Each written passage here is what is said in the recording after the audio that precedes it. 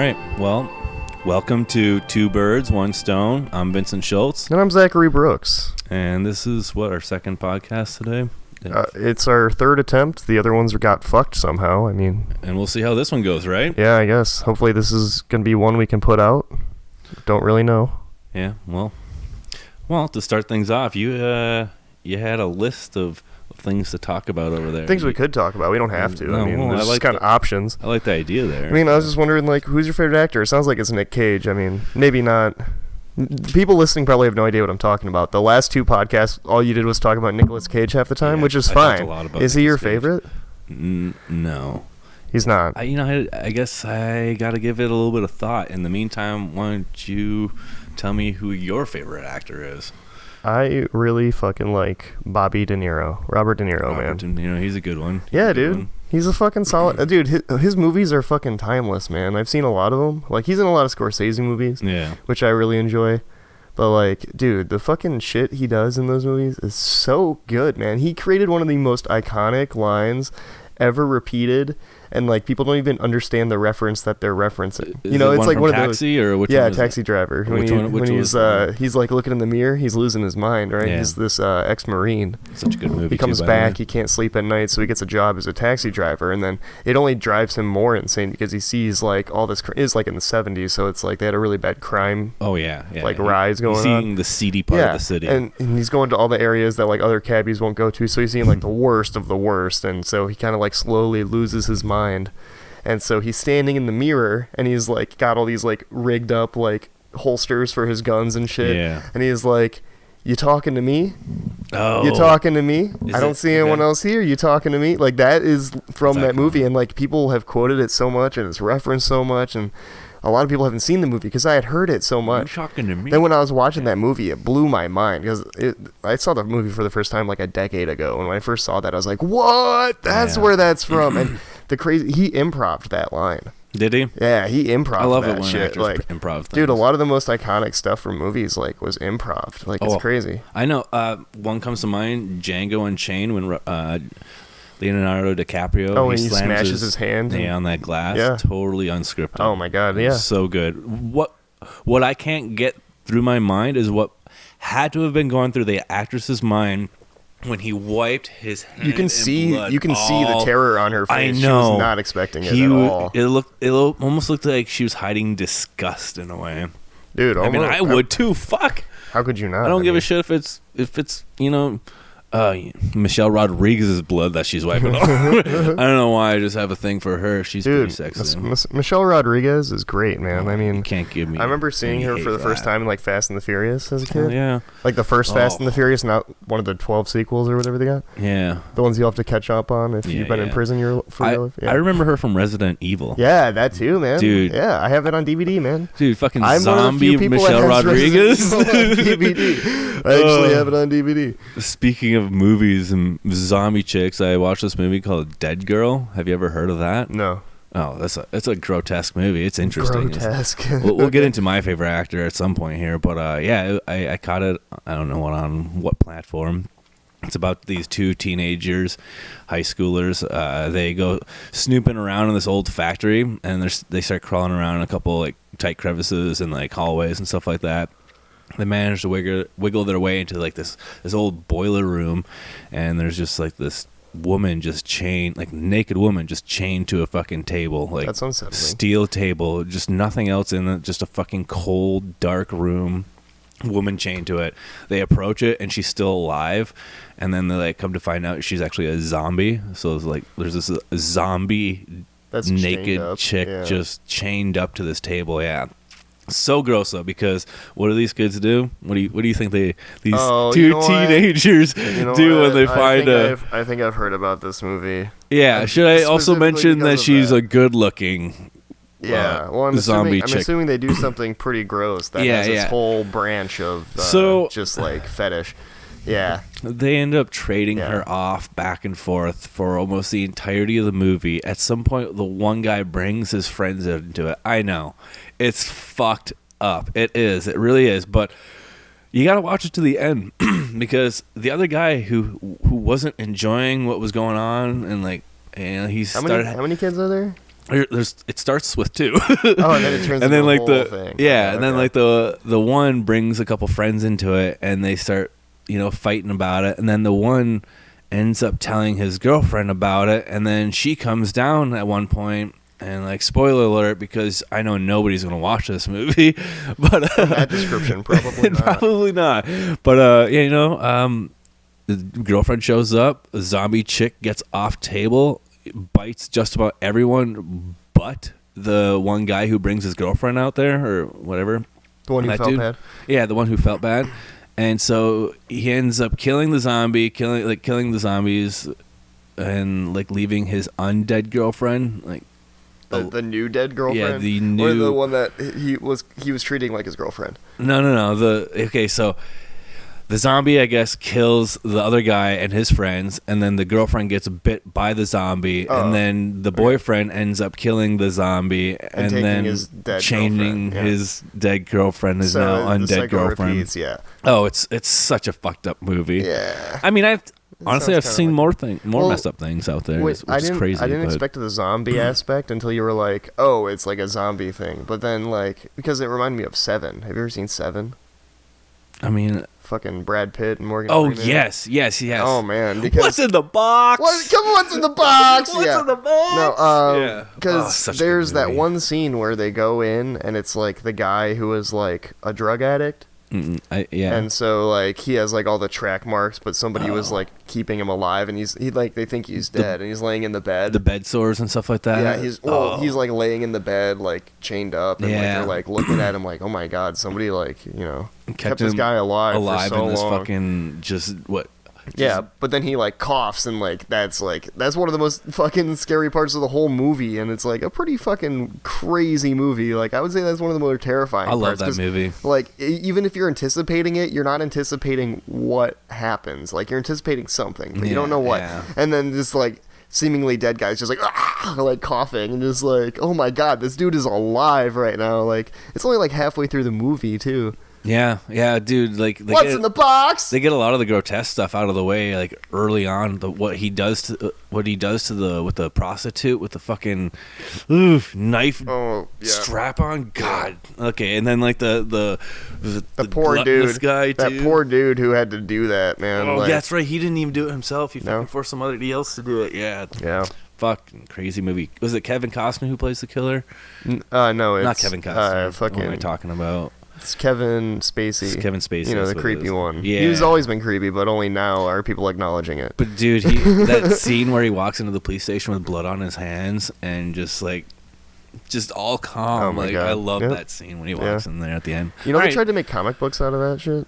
They made like really gritty comic books from Seven? from like the killer's perspective, but interesting. It was like it was kind of contrived and weird. Like it was like you made it like what was interesting was how ambiguous he kind of was. It's who was this dude? But like when you try to explain it, it kind of takes away the like mystery behind it. Like who the fuck was this dude? Like why is he crazy as shit now? Like. It explained everything. Like, they tried to come up with a story to explain it, and it became more like. But I feel like the story that they're gonna come up with isn't as intense as what you would actually think would turn this guy into what he is. I don't know. I feel like they would. No, I know what you mean. Yeah. It just wouldn't be as intense as real fucking life shit, So who's your favorite actor? Is it Kevin Spacey? I was just thinking about that. No, Usual Suspects is pretty fucking good. I actually always really liked Ethan Hawke. Yeah, dude. Ethan Hawke was a great actor. I think he's gotten some shit, but I've enjoyed him, man. He was in the first Purge movie. I at first didn't care for that movie because the whole thing took place in one house, but I was like, that's kind of a terrible reason to kind of like bag on a movie. But I really, I watched it again. I really enjoyed it, but Training Day, one of my all-time favorite movies is Ethan Hawke. That's a fucking crazy movie too. Sinister.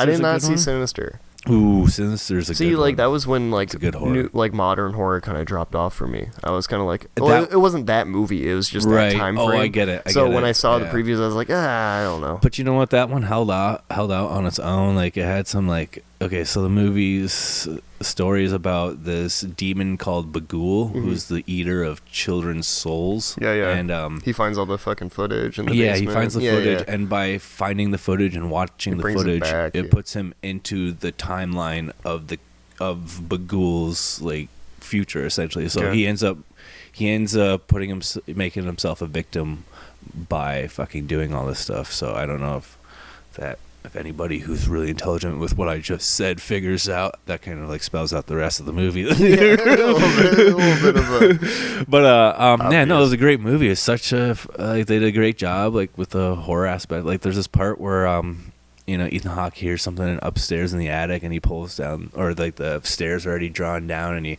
walks up slowly and takes a look at it.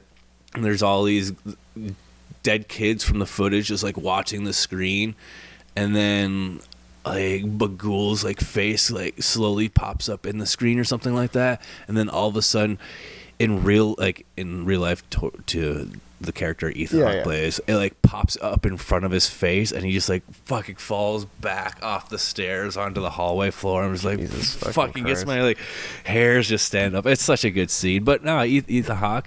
There's also this movie called Narc.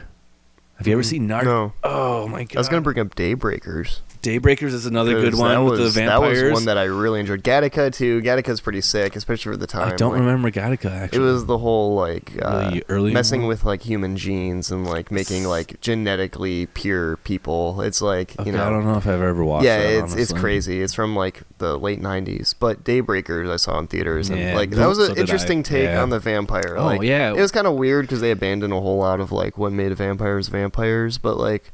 Yeah, it was just a cool like kind of like vision to like what if like vampires just took over, ruled, and so then there's a blood shortage and they're mutating into these crazy things. It's like that's pretty fucking sick. I liked that movie. Yeah, man. Movie. I thought I think a lot of his movies get bad raps, but like they're pretty fucking good, man. Like, I hope they don't. I like that movie Narc.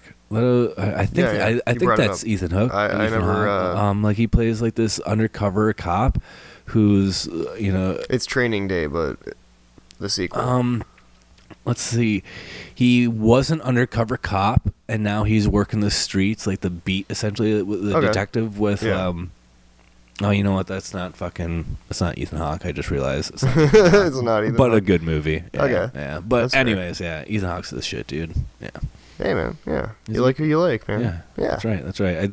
There's another movie out there I was just watching recently with him, but now that I mention it, I can't even think of it. But I was looking through the PlayStation Store last night for a movie to watch, and it was my birthday last night, so I wanted to watch what I wanted to watch, right? And my girlfriend's there, and I find this movie called Wrong Turn. Oh, I know. Yeah, You know the original, don't you? Yeah. The original, like with the hillbillies in the woods and everything. Yeah. The old one. Same director. Same writer. Isn't the new one? Made a new one. Just came out in 2021. I didn't. In 2021. Yeah. I think they remade it in the like early 2010s, late 2003. 2003 they remade it. Yeah. Okay. Because I knew they did it with that chick from The New Guy. I don't remember the chick very well. I don't know her name, but she like pops up randomly a lot in like early 2000s movies. Okay. I don't remember her name, and I feel bad because it's like. I enjoy like her acting. Like she's just I can't even picture it. She like was like just like a few movies in that time frame and haven't really the seen new guy with that skinny white dude. I didn't watch that very much, so it doesn't. I thought that movie was hilarious. It was good. Forget his name. Eddie Griffin was in there. Yeah, Eddie Griffin was in it, dude. Yeah. He was like the guy who trained him out of jail. We're talking about the new guy too, not Wrong Turn, obviously. Like, ass is on fire. Roll around a little bit. Yeah, or something like that. You'd be fine. The crazy eyes, like, can you like, and the whole crowd just freezes in terror. Yeah. That's a funny ass movie, and they had some good funk music in that shit too, man. Nothing wrong with a little funk music. I love funk music, man. Speaking of funk, I guess it's not necessarily funk, but I heard somebody give the new Coming to America movie a bad rap, and I was just like, oh yeah, really? You were talking about how you like that. Yeah, I still haven't seen it. I thought that was pretty good, and it had some good music to it, some good music and dancing, and maybe that's not what the movie is supposed to be. I don't know, but like, I thought it was a fucking pretty good spectacle of art, if you want to call it that. But yeah, I got a soft spot for Eddie Murphy too. But when it comes to like really like famous actors, bring it back to Eddie Griffin. He's actually one of my. He's one that I really, really like. I guess he's one of my top 5 favorite comics. Always really liked him, and he was in this movie Double Take with Orlando Jones. He was the 7-Up guy, and he's a couple. Oh, you know, I've heard him referenced as the 7-Up guy for so long, but like I remember him like Deuce Bigalow and stuff. He was in Deuce Bigalow. That's Eddie Griffin. Eddie Griffin was Deuce Bigalow.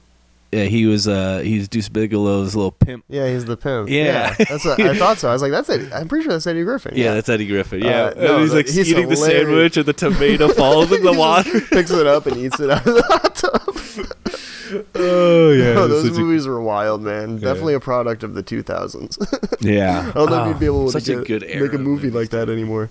Yeah, dude. Well, like that's like in the same era of maybe that's a little bit after Waterboy, but like all those early comedies. Yeah, Waterboy was late 90s. 1997, I think, if I remember right. But yeah, dude, they don't make comedy movies anymore like they used to, and I know that's kind of a cliche thing to say, but like they always got to just hype everything up and intensify it. Like I would say, what's that movie where the guy's getting married and they all black out?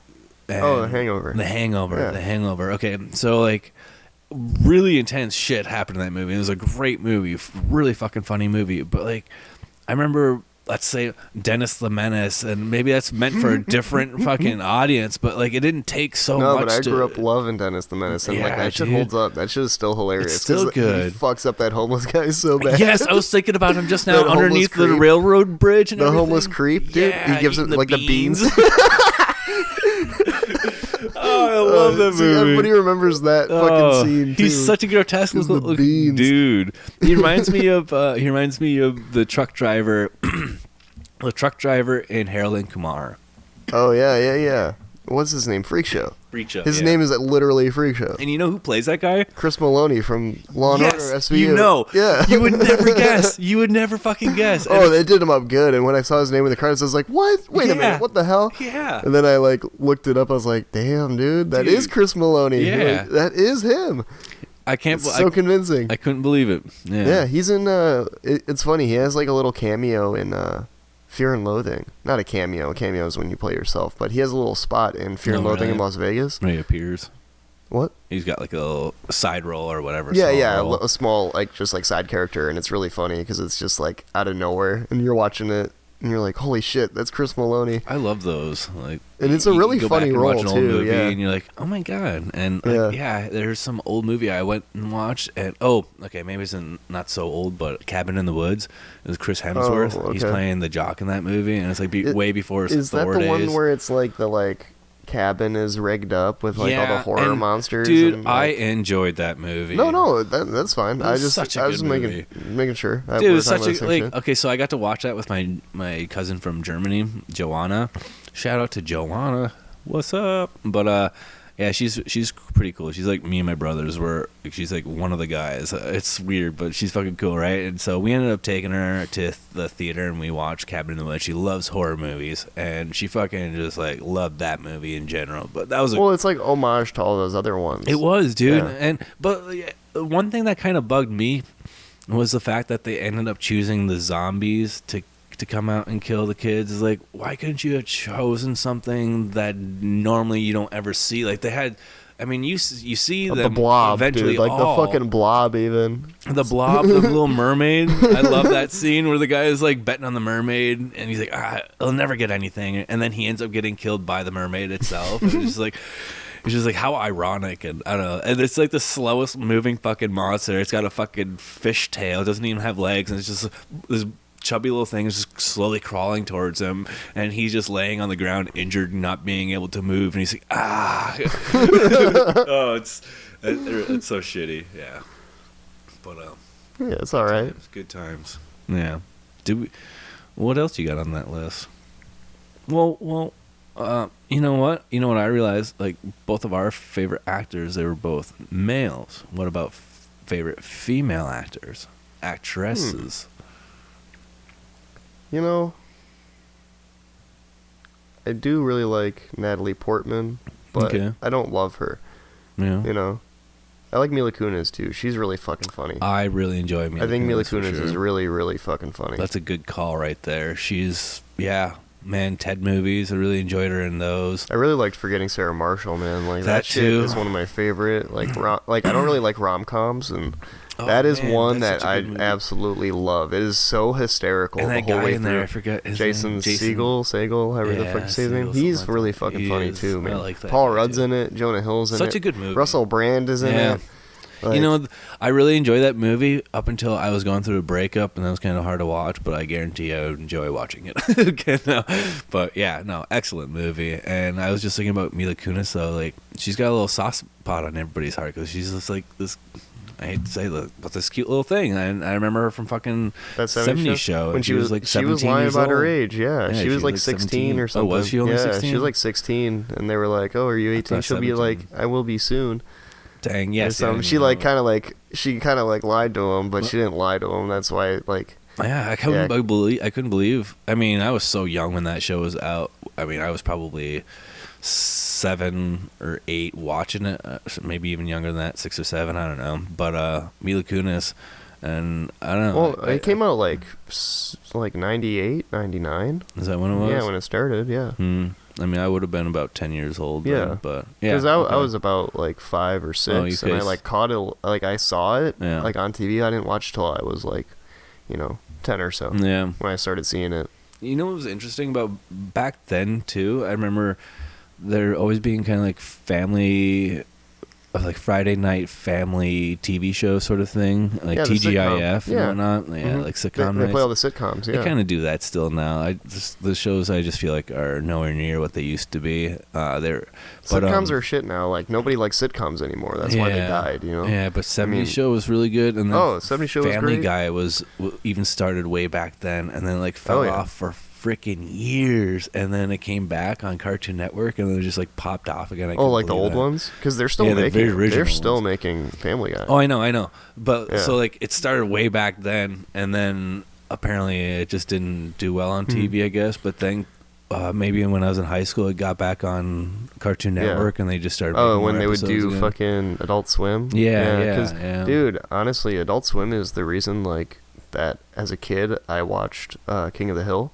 Because when they would do Adult Swim, they would do King of the Hill. It was like 9 o'clock at night they would do it, so it was like early enough that I wasn't like passing the fuck out, but also late enough that it's like, oh, they're gonna play like the more raunchy shows, even though King of the Hill isn't raunchy at all. Really. It's just incredibly dry, like adult humor, and like, dude, that's still one of my favorite shows. Like it's such a good definitely show. My favorit cartoon. That and Futurama are my two favorite cartoons, because they're more intelligent comedies rather than just kind of like.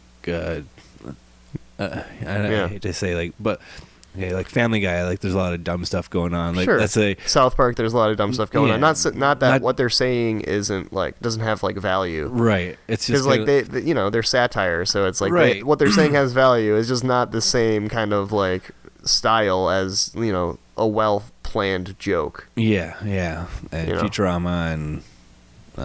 King of the Hill.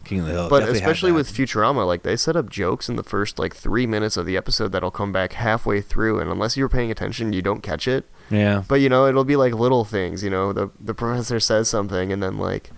You see one of his experiments later on, and it's like referencing what he's talking about. It's like all fucked up, It'd be like a skeleton in a vat or something. It's like it's just funny stuff like that, And I really enjoy watching that show. Really pulls at the heartstrings too, man. Like it does. It's not just like a stupid comedy. Like on the surface, it's like stupid comedy, but like his dog. You dive in. Oh my god, dude! The dog episode made everybody tear up. Are you kidding?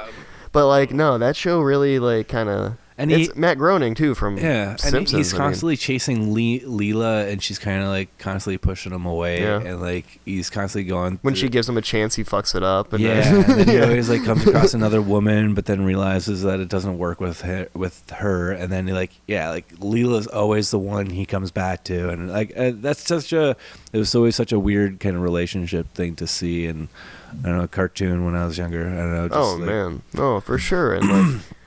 It's one of those shows that's really held up for me, and like that's why that and like even King of the Hill will always be my favorite cartoons. Boomhauer, Dangle, run around, Dangle, look out, man! One of my favorite episodes of King of the Hill though is when Hank he ends up finding out from a like drug dealer that whatever like the crack rocks, like he ends up okay, he ends up using crack rocks to fish for fish, Yep. and he doesn't realize that they're crack rocks at first, but he keeps catching fish, and then he realizes, and then he's like, should I stop or something like that? Yeah. Like he contemplates Because if it you're or eating whatever. those fish, I mean, you're ingesting trace amounts of crack cocaine, right? Also, yeah. So I always and you're thought also that was polluting hilarious. that pond.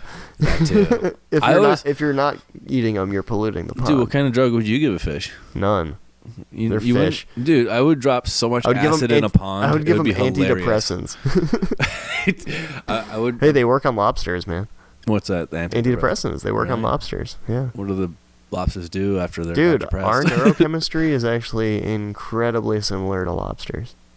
Our what? Yeah. Our what chemistry? Neurochemistry. Oh, is it? Yeah.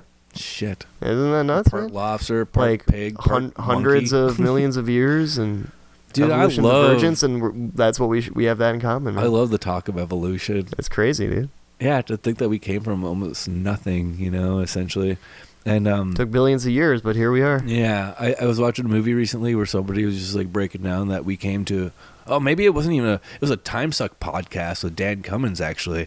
I think at some point he ends up just like coming across this research that, basically it's broken down that we're like we've evolved from this one sect of shrew that happened to survive during this period in time, or blah blah blah. I don't know. Like That's pretty crazy. Yeah, like I mean, I've heard of so many things where we come from. I don't. Yeah. I can't remember it all. Well, the thing but is, I we love don't to really think know. about it. No, we don't. It's. Oh, that's the point. Yeah, Yeah. we don't really know. It's all theory, but yeah, I love the talk of it all and everything. And I came across this article though that I do remember seeing in 2017. It was about this object that entered our atmosphere, and it came in. Like, here's our orbit, right? It's like spinning in this plane, and this object came in at a different, like at an angle, and then it happened to just like turn in and move it parallel with our plane, if you want to call it that, and then it just kind of like shot away and out from our solar system. Okay. I forget what they called it, but it looked like this long kind of tubular, not tube, but it was like a long rock. It was just this long, thin rock, and Aliens were sending us a message, and then we were like, nope, fuck you. Yeah. Not today, bud. Yeah, not today. We got shit to do first. We don't have time for you. But like some guy in the Harvard University, like he's like the head of, I don't know what department, but there's some guy in Harvard University, and he's talking about how like he has all these theories about what it could have been. Like he thinks it was aliens, right? And so one of his theories is that this floating thing in a grid of outer space, there are a bunch of different floating things, and they're used as like astronomical I don't know, like landmarks for turning and stuff like that. I was like, what? He's a Harvard like professor, and he's coming up with this shit? Like, you gotta have a lot of different types of theories, but I was just like hearing this, I was like, the fuck are they teaching? And I don't know, like it just sounds so far-fetched, and like as he's explaining, maybe on like the sounds most stupid basic as level fuck. it doesn't make any sense. I mean, I don't know anything about it. I'm just saying maybe on like the most basic level it doesn't really sound like it makes sense, but Yeah, he might have some. He probably has more like right evidence to suggest something like that. But I mean, I don't even fully grasp what the fuck you're talking about. I know, dude. Just like sometimes I hear some of this shit, I'm like, okay, I know you're really smart, but that sounds stupid as fuck. That doesn't make any fucking sense to my dumb brain. Oh my god, it's make like, it as simple as possible. Let's go. Yeah. Put it into layman's terms, or can you like double down and put it in even simpler terms than that? I don't know if that's possible, but pretend my IQ is 80. Try and explain it. Pretend you're explaining it to a Bigfoot explorer, one of those people. Hey man, my grandfather was a Bigfoot explorer. Oh, was he? No, is that what you call him? He was not. One of those Bigfoot searchers or whatever. In search of Sasquatch? Yeah, search for Sasquatch. I never came back and said who my favorite female what the actress was. Yeah. I guess we were already talking about her. We were already talking about her earlier, Michelle Rodriguez. Yeah. Okay. Yeah, and Mila Kunis.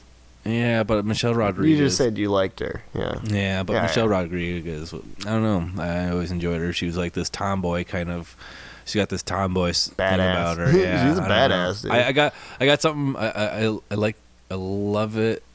I love something about a strong woman, and I don't know if a whole lot of guys like that, but oh no, like a tough girl who can handle herself. You can't say that in this day and age, man. Why can't you say that?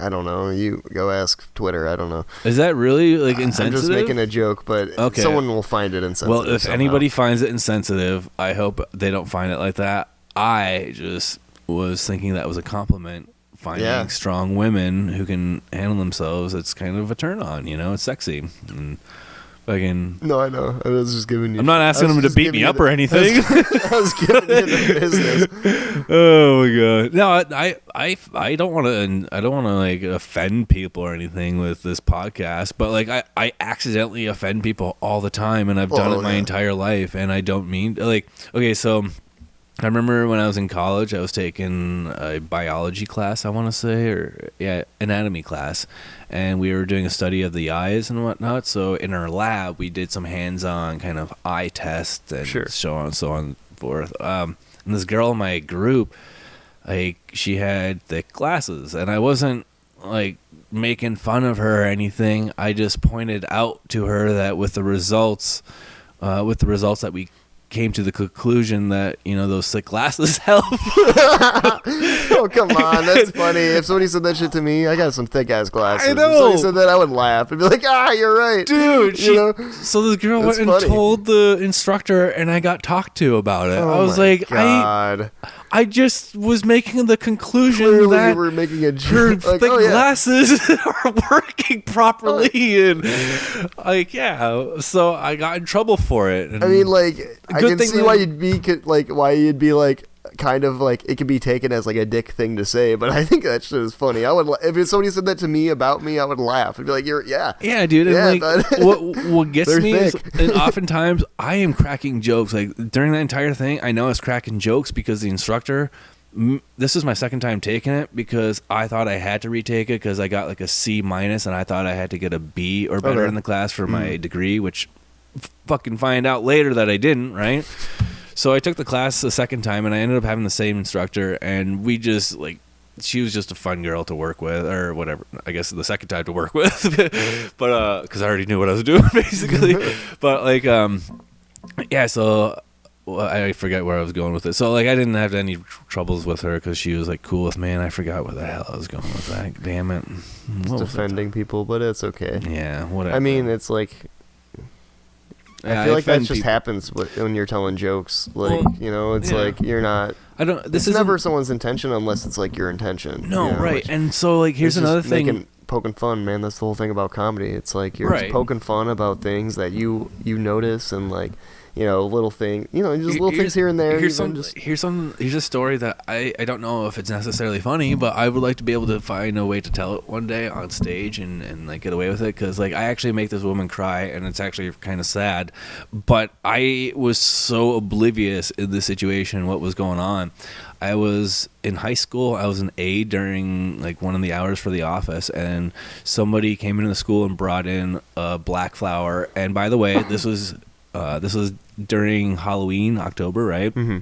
And like it was close to Halloween, and this person brought in a black flower and asked me to bring it to somebody. And I actually ended up knowing the woman, kind of like she worked with my mom well because they're both special needs teachers, and so she knew of me and I knew of her really well. And so I'm like spending like 10-15 minutes walking around the school, like finding this woman, because she's in a different classroom just about every hour, and I'm trying to find her. And so around, like taking care of the different students. And so I finally find her, and I was so relieved. I was like, what was her name? I forget her last name. But I was like, oh, Miss blah blah blah. Like, I've been looking everywhere for you. I got this beautiful flower here for you, and like I just was kind of presenting it in the most like.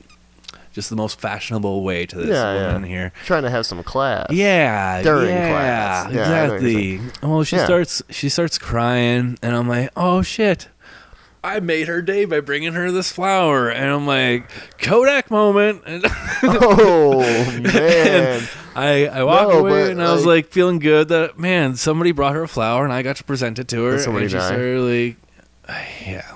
Yeah. So, but who sends a single black flower? Just fucking That's to school weird. on your work day That's at work? Weird. So, okay. That is weird and kind of rude. So it's very weird, hey, but it was during died. Halloween. Here's a single black flower. Yeah. So whoa. It was weird, dude. Yeah. So I go back to the office, and I'm like, all I know is that I made this woman's day, right? Left her crying. All I know is I made this woman's day. Yeah. Way fucking worse. So I go back to the office, and I'm sitting there, and like just a few minutes later, she comes kind of rushing out of the room, and she just kind of turns the corner and just disappears. She's still just fucking bawling her eyes out. I was like, oh my God, wow, like what is going on?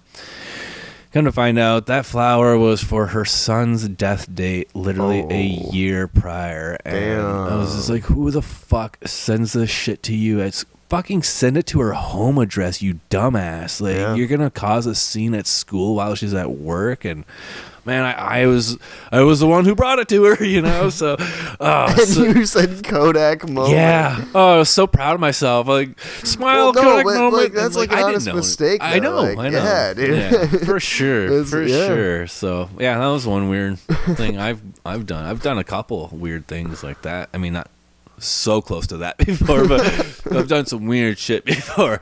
But like, okay, here's another weird thing I've done before. Maybe, do you want to do one real quick? I got one on mine. I don't know if anything is. You don't have anything weird on friendly enough to. Oh, come on. Okay, you gotta have something. All right, maybe this story will jog your memory. Okay, so I was getting trained for Meyer, and I had to go to Escanaba, which is like a town 45 minutes away, and get training. And I was put up in a hotel the entire time I was there for like a month straight. You know, I was there, and I come back from work, and I go in the elevator, and there's another guy in the I'm in the elevator by myself. I go up I hit my floor button, and the elevator starts going up, and the door goes ding, and the door opens, and there's a guy standing there. I walk out because I was like, oh, elevator stop, must be my floor. I walk out, this guy walks in, and I go to the door associated with the door that's similar to the one that I use, but the floor above. So essentially, like, I was on the wrong floor, and I started like putting the key in this door, and I started like rattling the door handle, and there's somebody inside, and I'm like, who's going through my things? And then I look at the door number, and I was like, "Oh shit!" So I quickly make my way back to the elevator. The door's like still open or just about to close. And I like put my hand through it and like ding it open. And the guy is still standing in there waiting for the door. Like, this all happened pretty quick. I was pretty close to the elevator, and like I just look at him, and I was like, I was just accidentally almost broke into somebody's room, and we kind of just both shared a laugh about it. And then I like continued up to my fucking floor, but I was just like, I felt so weird. I was just like, I then ended up being this fucking weirdo who was trying to break into somebody's room, and No, you were trying to get into your room. It just wasn't your room. Yeah. It was weird. Were you drunk? Or were you just I got anxious from the possibility of a social situation with somebody in like, who's in my room going through my things? I want to talk to you. What'd you do yesterday? Like, why don't you come out and hang out? You know, I don't know. That's stupid. No. Nah, dude. What else you got on that list, though? I don't know. Just I don't know. Have you ever thought about going to prison? Thought about going to prison? Not like actually going to prison. Have you ever thought about what it would be like if you had to go to prison? No, not by choice. Like, if you, let's say you were found guilty of something, even though you're innocent, and you're like just put in that position, you had to go to prison. Would you be fucking scared shitless? Well, who would? I don't think anybody wouldn't, unless you're like already a hardened criminal. Exactly. I mean, I'm not a hardened criminal. Have you ever watched a lot of those lockup shows? Sure, I've seen them. I like movies about prison. I've seen the fucking reality shows, but they're reality shows, so I don't know how serious to take them. Yeah. Did you ever go did you ever just binge a lot of that shit all in like a short period of time?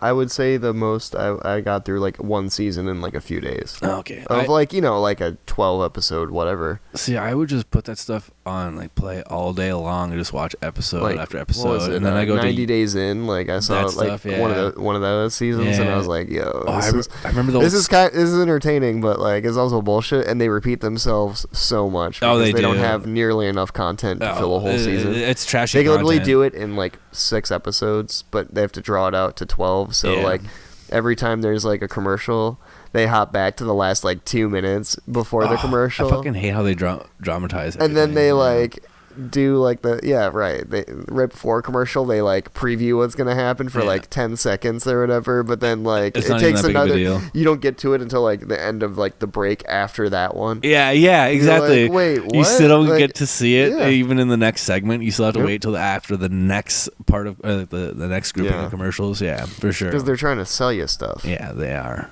That's the whole point of advertising. Well, that's the whole point of TV. They're trying to lie and sell you shit. What? They're trying to sell me things? They're trying to lie to me? Dude, nobody can lie to me. Nobody's ever lied to me. I've seen through the bullshit. There's no way anybody would ever try to lie to you in your daily life. No. There's no reason for it. Like, there's just absolutely no reason why anybody would lie. My insurance guy is totally upfront with me about everything. Okay. I mean, my bank is. They don't ever want... I don't know. You know what? I went to the bank one time, and they made the mistake of giving me extra money, and then they contacted me about it. I was like, the fuck is up with this? If I accidentally gave you any more money, you'd be like, we don't have any record of it. I totally feel that way about banks, but... Credit unions, man. I know. I ended up getting a loan through a credit union. I got like a really low interest rate of 0.03 or 0.04% for my car loan. Like, I was really happy with it. I actually have a really good credit score because I've been paying my student loans right out of college, and I've been doing the income-driven repayment plan stuff, so I've been at least being able to afford it.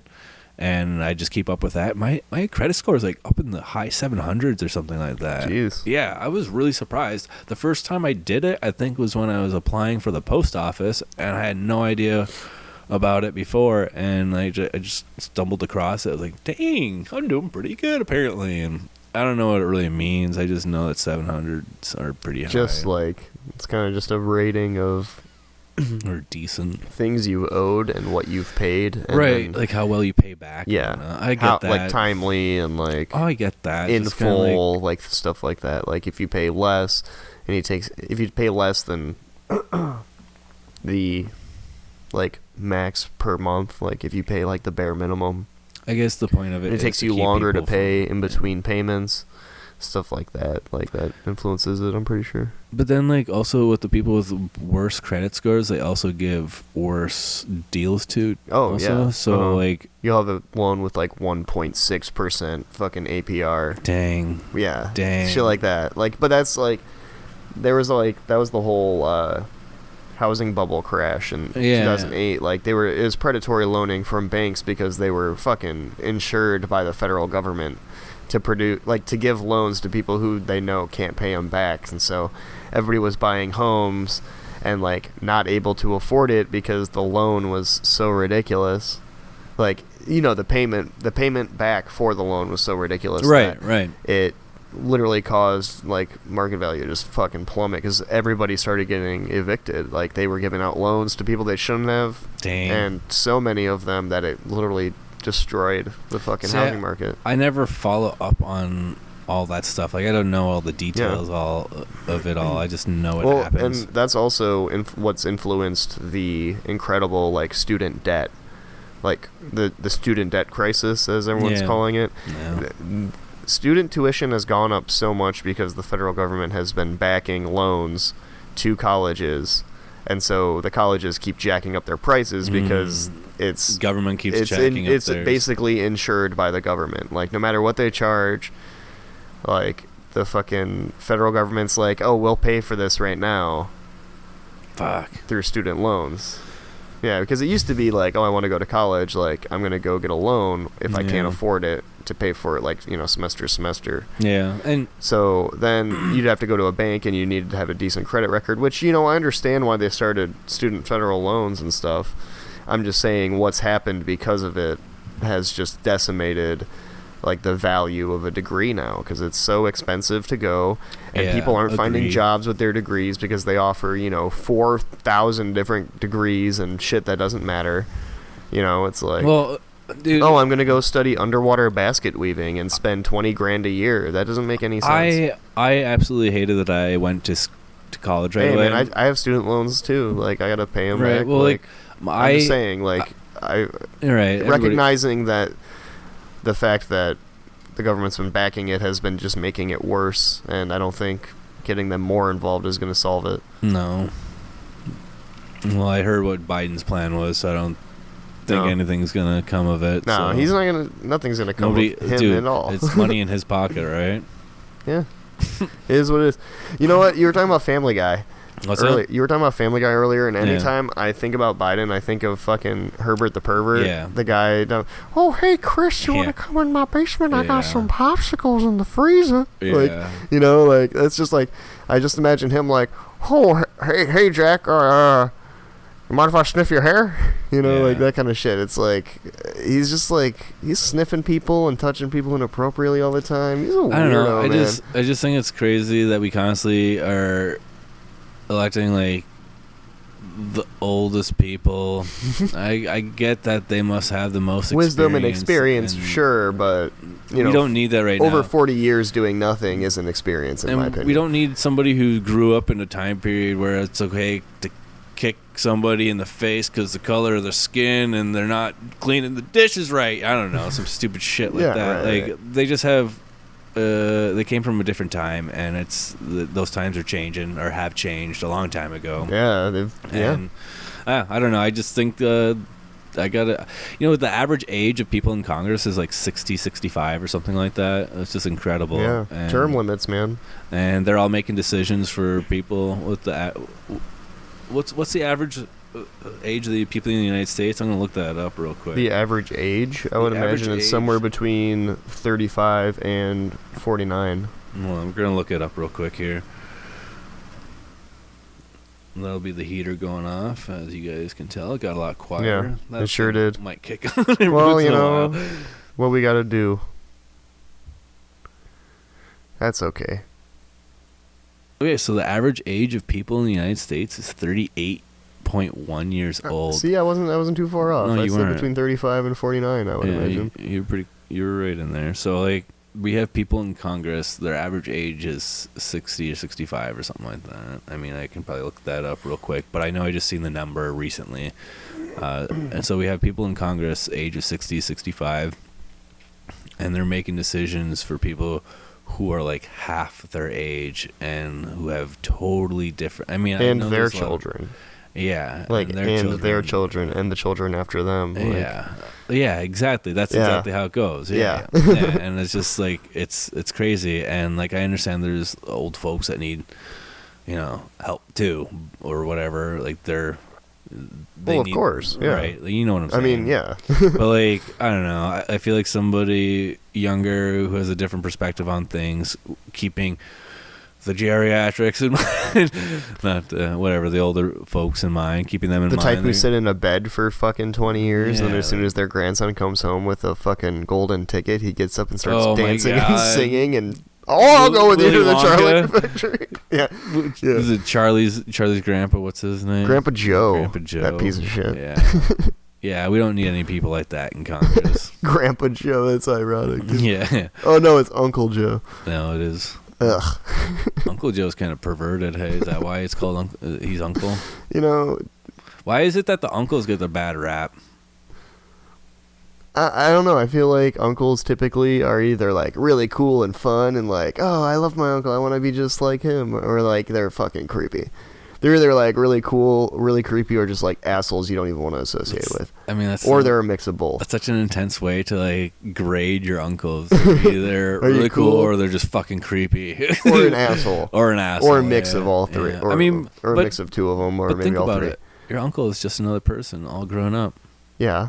When you're a kid... Not if your uncle or aunt are the same age as you. That's a thing. I know people... no, I totally get... I know people who... their fucking uncle was literally like the same age as them. It's like, oh... Yeah, dude, one one of my best friends, You know, Jake, no judgment, just like kind of weird, but one of my best friends, Jake, I'd go and visit his family with him in Anigo when we were younger, and his uncle was like, when we were his like, uncle was also his father. no, that'd be fucked up. No, we were like 12, 13 years old, and his uncle was 17. It was just like it fucking weirded. It was not weirded me. I was like, how is that possible? How is that possible? All the fucking equations start floating at you. You're like, wait a minute, how does this make sense? Dude, as a kid, like I've always been, I don't know, like I don't want to say gullible. I mean, guess gullible is part of it, but like naive. Yeah. Anyways. Yeah. Now we can. Yeah, all right. Enough like shop talk and politics. Yeah. I mean, enough of that stuff. Like I don't know. I get enough of that at work and all that. Let's talk about something else, man. You like music? I'm sure you like music. I love music. Actually, one of my favorite artists. He's coming out with another album tomorrow. ZZ Gibson drops March 12th. I don't know what the album's called, but he's been working on music all February. He said he's going to drop it in February, but then whatever, he's been busy, so he's dropping it tomorrow, and I'm excited about it. What is he like? He's like rap, but he's got his own unique sound to him. He doesn't. What's his name?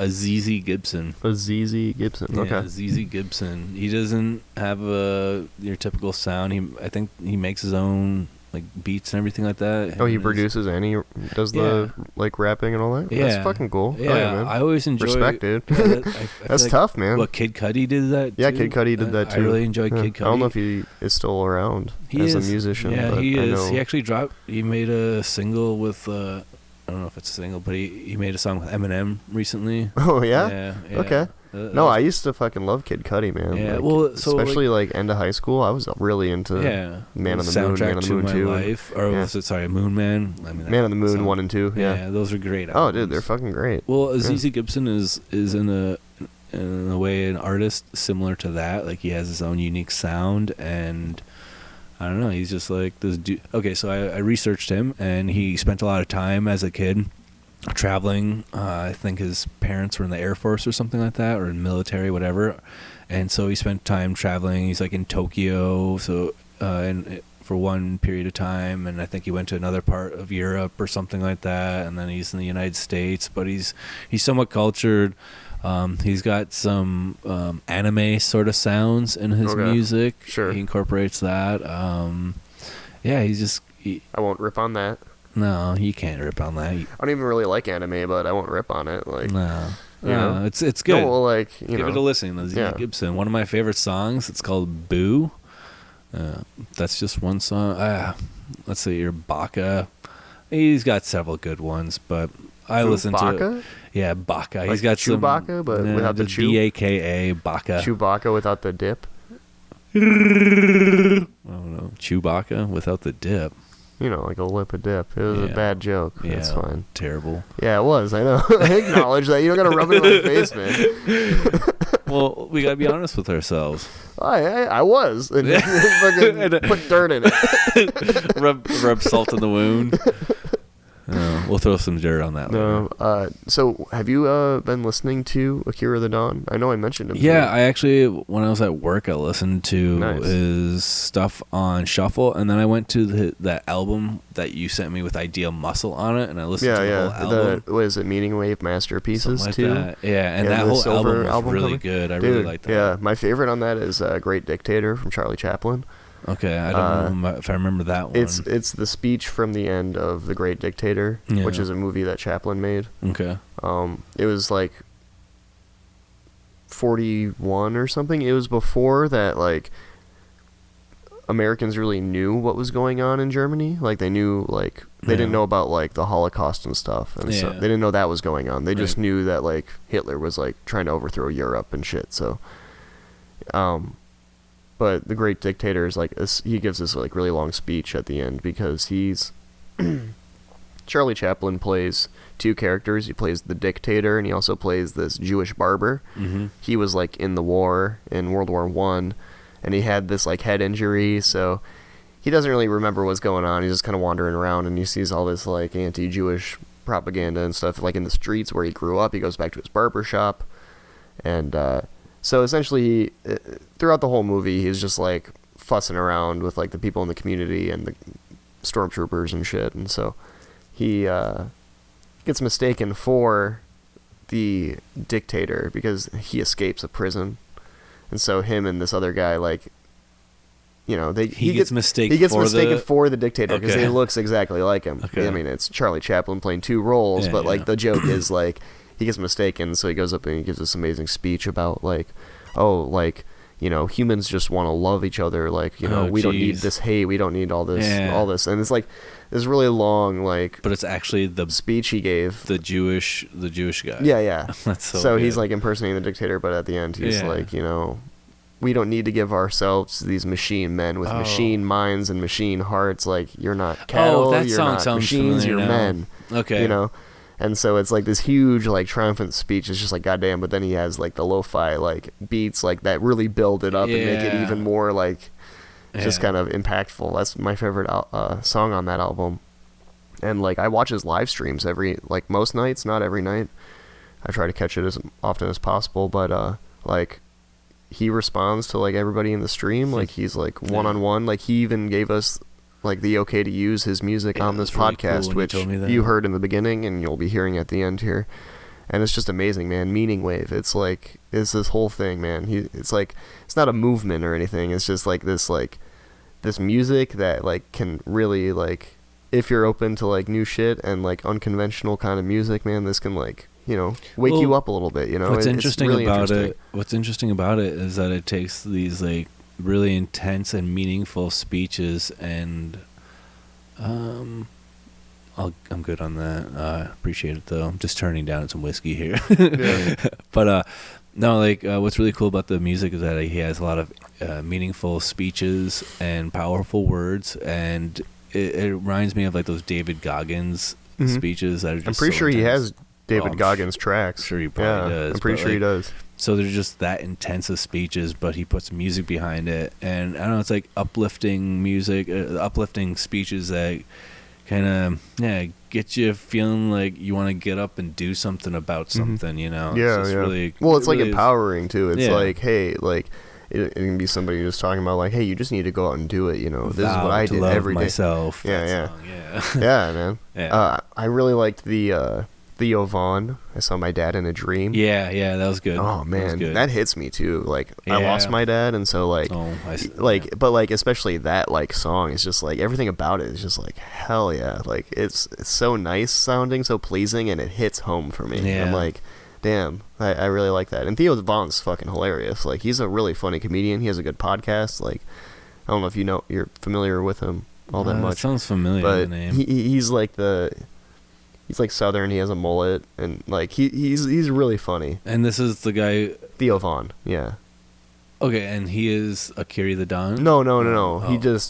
He's on that album. Oh, okay. He's on Meaningwave Masterpieces. Okay. Yeah, okay. too. Okay. So Theo Vaughn. No, I've heard the name before, but I can't. You probably heard it. Probably recognize his name. If you were shuffling the album, you probably heard it on there. But yeah, I am so terrible. Like, I love music. Okay. I'm so terrible with it, but I'm sure I would recognize it. You don't need to know the names, man. As long as you, like. Oh, I know. That's the thing. People, like, anytime I ask somebody about, like, oh, your favorite band, all this, like, oh, you got a favorite song? And then they're like, I don't really know names of songs. It's like, dude, that's fine. Like, hey, you like music and you get something out of it. That's what matters. Like, you don't have to know the name of the song or even the name of the band. You like this, you like it. Right, that's but great. There's people who have definitely accosted us for not knowing any of that shit.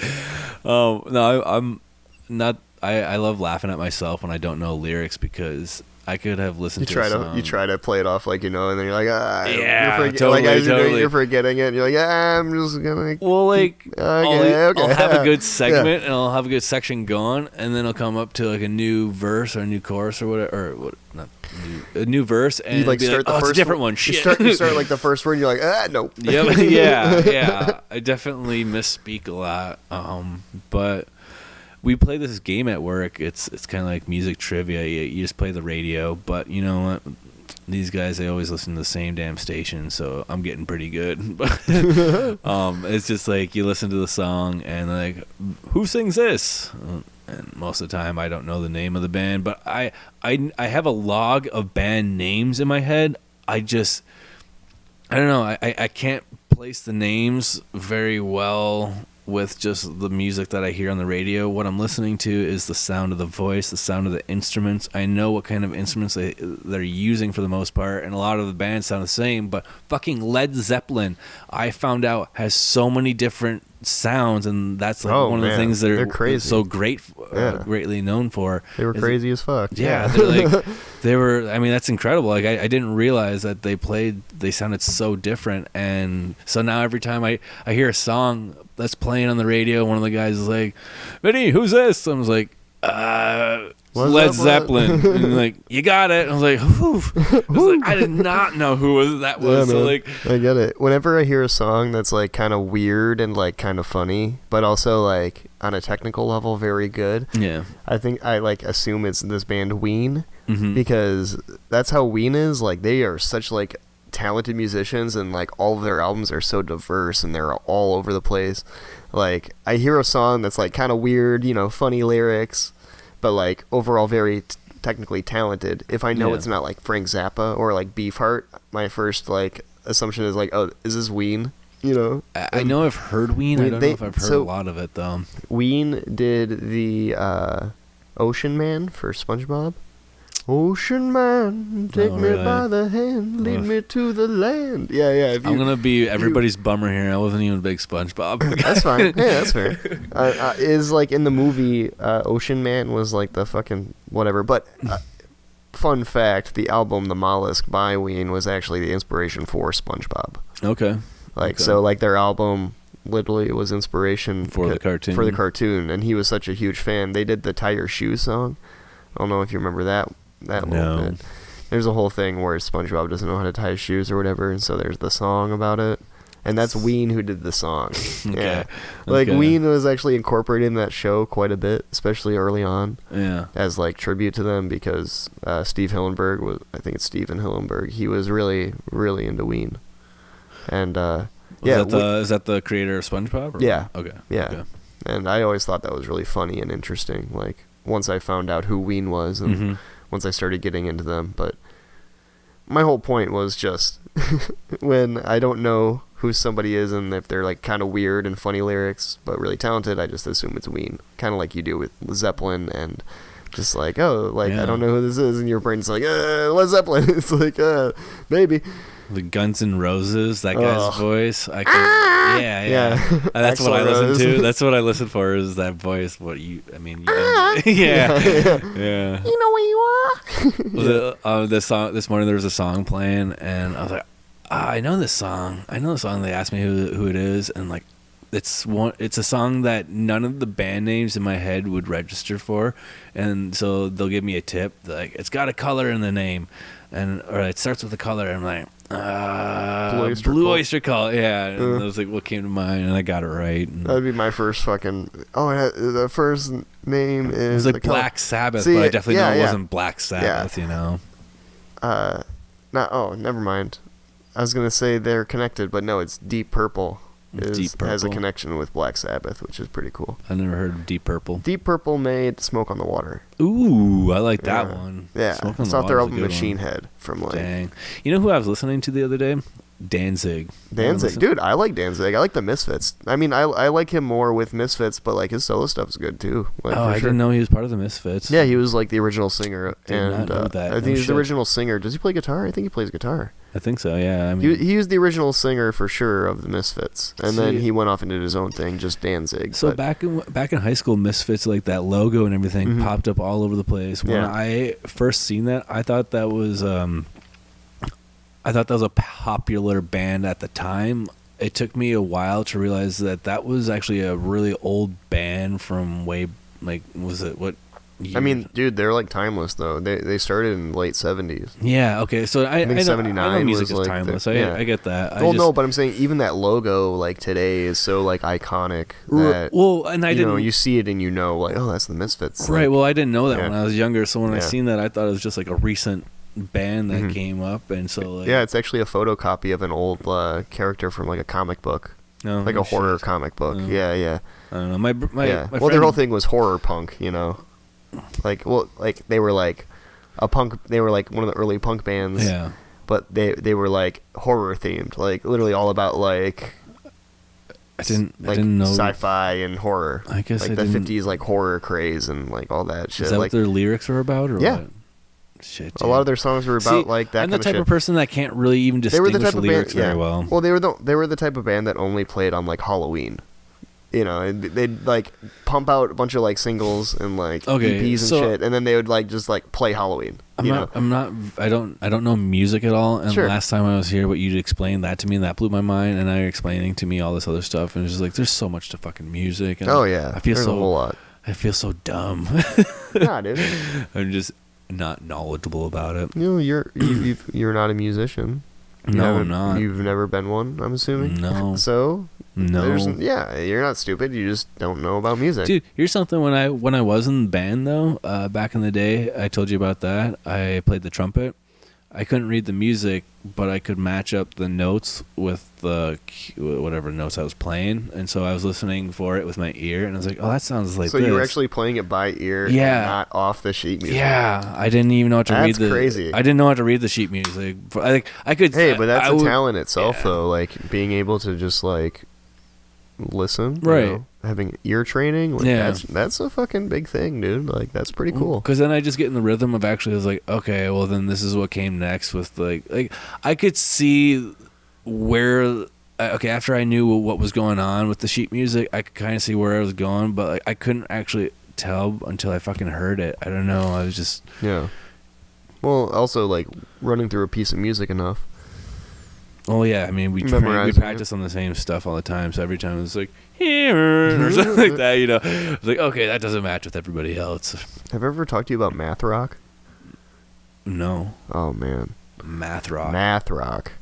Yeah. It's math rock. So you know like progressive rock, like Rush and Yes. So Rush is progressive rock.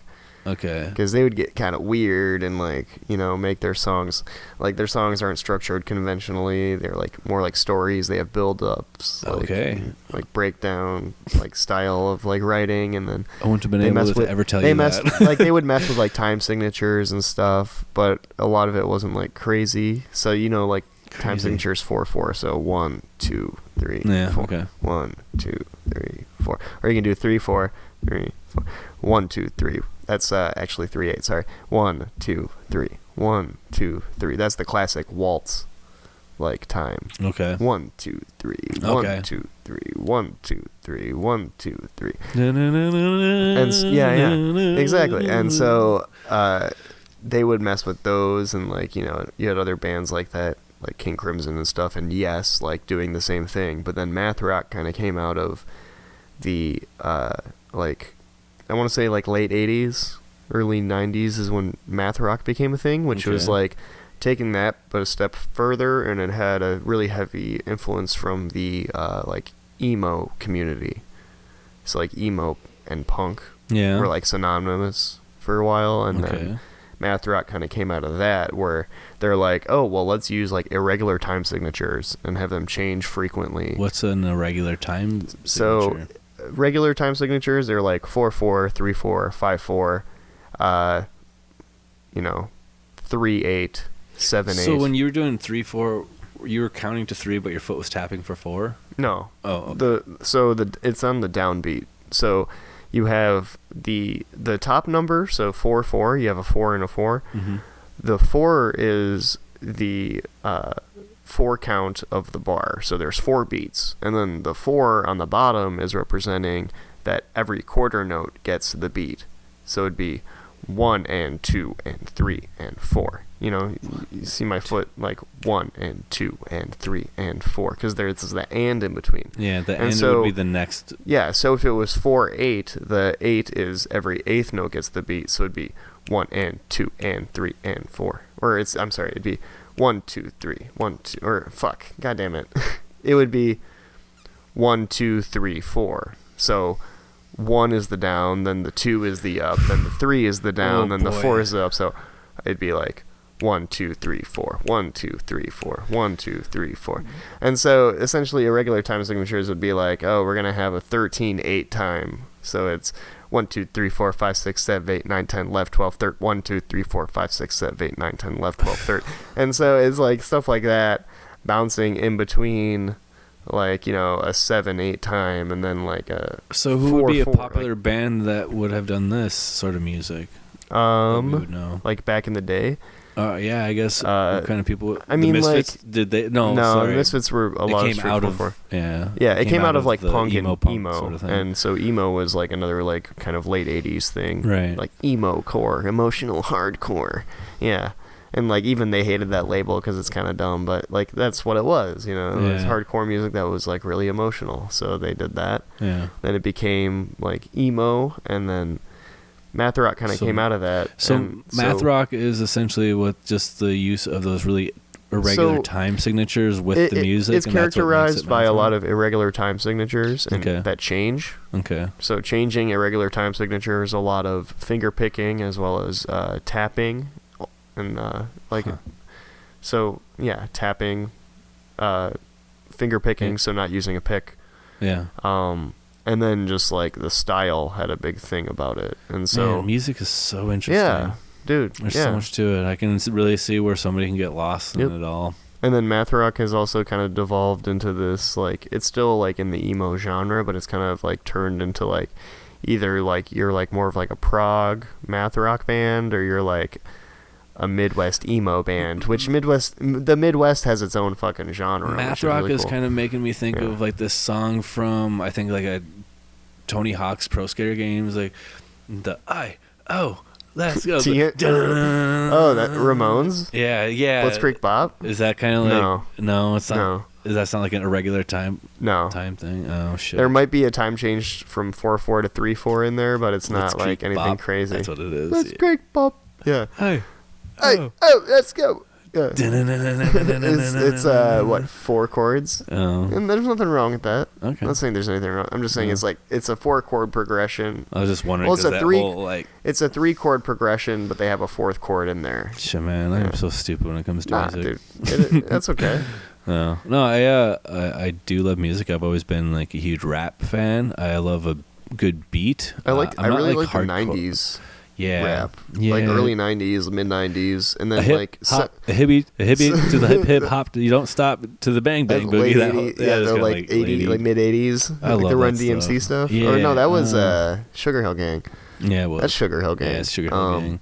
No, but I really like the older rap music, even like some of the like 2000s rappers, like early 2000s rappers. There's nothing wrong with those. No, but it kind of fell off for me. Like, I don't know. Sure, it was sometime after high school, I would say, for me, that it kind of fell off. I don't know, rap just turned to shit in a sense. But then that whole mumble rap scene, I think that was like the breaking point for me for like trying to find new rappers, was like just hearing all that kind of stuff coming out, and then like SoundCloud rappers too, like the Sad Boy, like Lil rappers, Xan, like sure, like, you know, I get if that's your thing, but that's just not for me, and it never really was. Like, and I like, you know, it's not like though it's like, oh, it's like sad trap music. It's like, no. Like, I don't care. It's like, I just don't like the substance out of it. Like, I can get that, like, you like the lyrics because they're, like, darker and deeper than, like, what you normally listen to if you're not that kind of person. Maybe, but, like, that stuff dark doesn't... and deep. Well, no, but I'm saying it just doesn't hit me the same way it would hit other people who don't, like, listen to, like, sad music. I listen to a lot of sad music just because, like, it makes me feel better.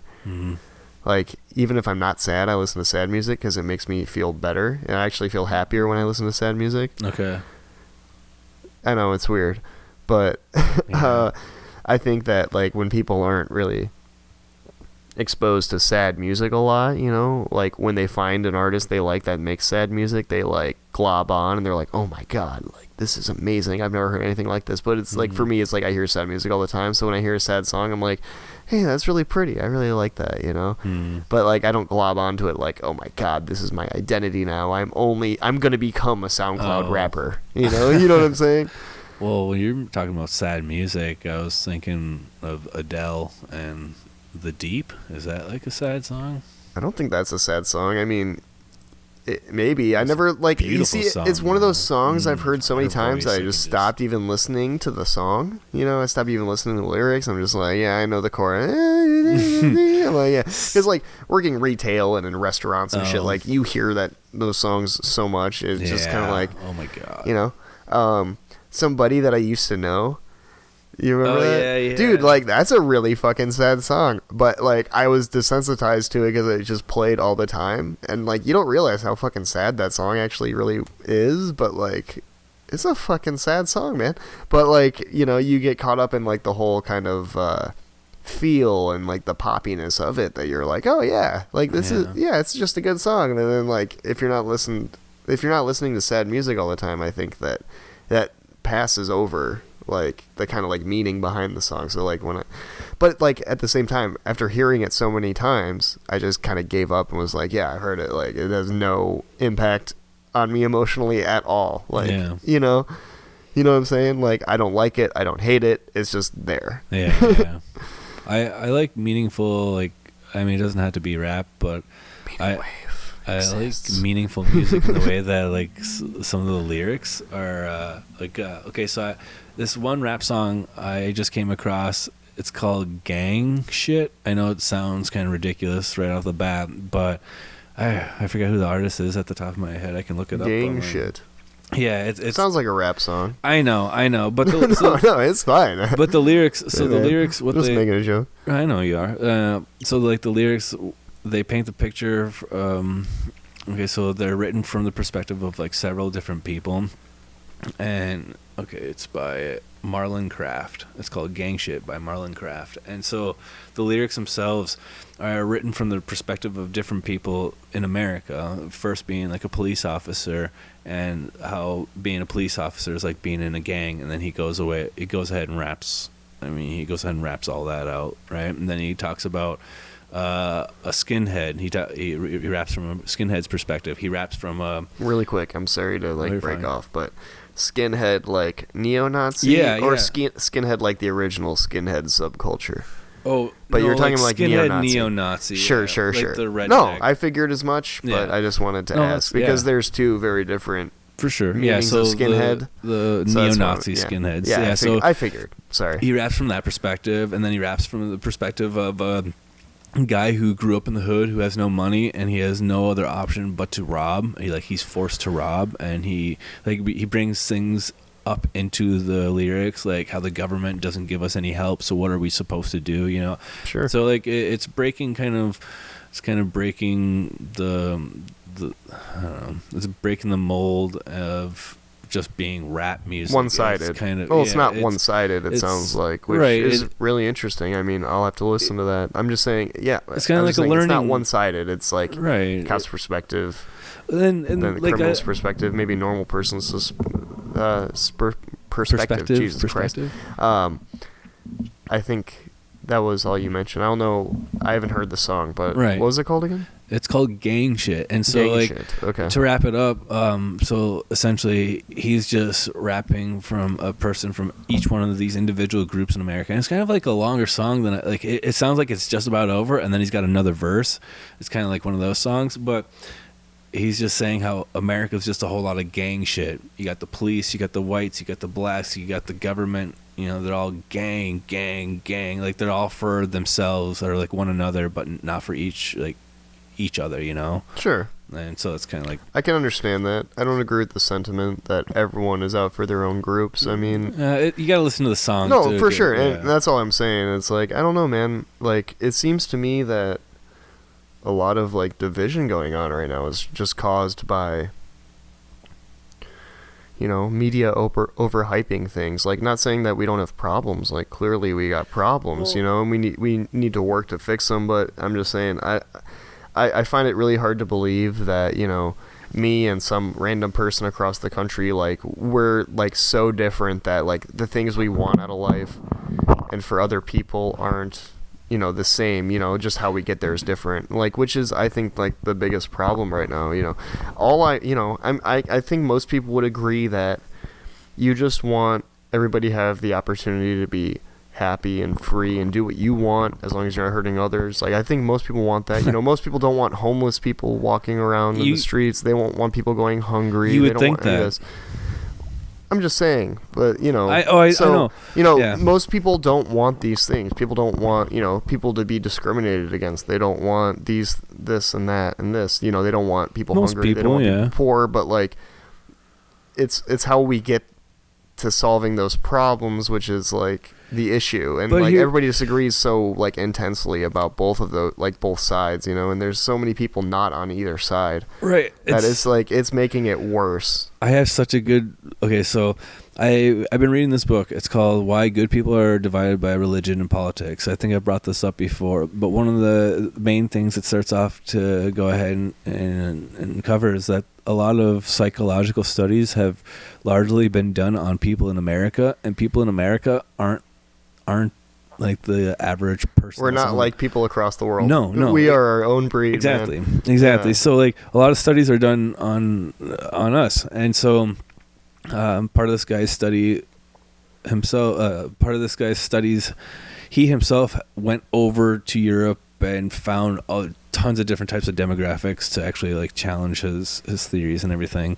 But so when it comes to so you say everybody wants everybody to be free. I say most people. Or sorry, not everybody. Right. Most people want the same things that everyone else does. It's just right. And how we get there, which is like the disagreement, and then that causes division. Right. And even hate, which I do not so what's interesting to me though is like that's coming from just an American's point of perspective. So I meant like in America specifically. Okay. So I was talking about like Americans specifically. Okay. But I get what you're saying. I understand what you're saying. Can I go where I was going to go with it? Okay, so it's interesting to think, but like where we here might think like most people want most people to be freedom, be happy, do the things they want, right? So like in another culture, like over in India, let's say, you know, it's like the woman's job to keep the house clean, and like she doesn't have a job, she's feeding the men.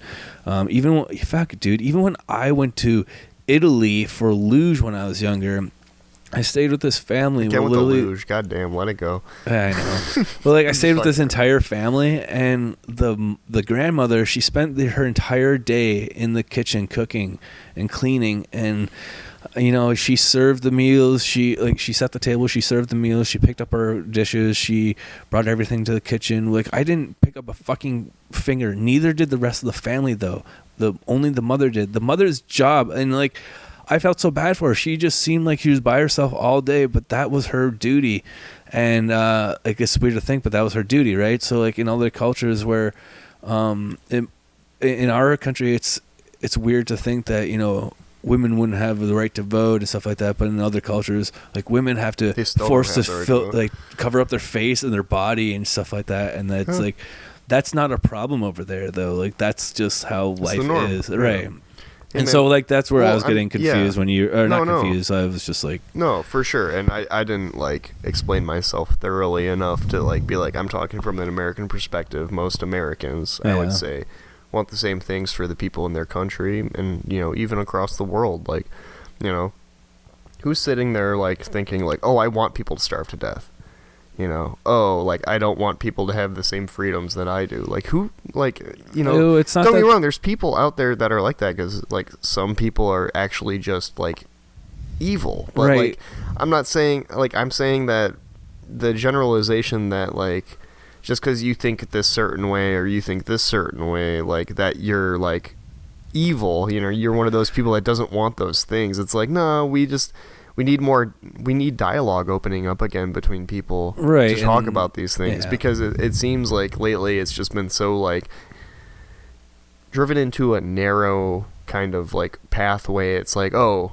you say this or you say that, you're this. Oh, you disagree with this or that, you're this. It's like, wait, dude, I can't even fucking walk down the street and say hi to somebody I don't know because there's the potential I might be a fucking psychopath, and I'm sick of that. Like, what do you mean? How do you mean that? Oh, it's just you like can't just say hello to somebody. And somebody can't say hi back. You know, like, really? Dude. I've never had that problem. Oh, dude, I walk by people all the time saying hi and good morning and stuff like that. I mean, hey, a jolly dude. Some people are just dicks. But you know, at the same time, I mean, I don't know what you mean by like seeming like a psychopath. I mean, okay, so where I'm going with this is, whenever I pass somebody on the street, I'm like, well, hello, look at me. You know, I say hello. Look at me though. Yeah, and that's wrong. Yeah, and that's wrong. But where I'm going with this is like I feel like everybody's lost the ability to actually talk to other people. That might be because of a year of lockdowns, though.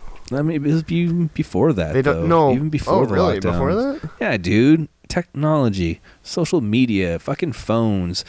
That's man. People don't know how to talk to one another to the point where the only way they know how to talk to one another is on Facebook, and that's always just like going at each other's. That's why. And then, that's why I got off Facebook. Oh, it's terrible.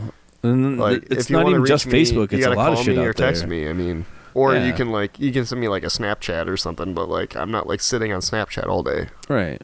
Yeah. Like I'm on Instagram, but I made one because we made one for my band, and I was like, well, I would like to be able to like moderate this fucking band page, so I made one for myself. And then with comedy, I was like, all right, well, I guess I should make one for comedy just so I can literally just post announcements about that on there. So like, yeah, I have Instagram and Snapchat. Technically I'm on Facebook, but I don't go on it. It's off my phone. If I'm on my computer at home, I can go on it briefly, catch up on whatever.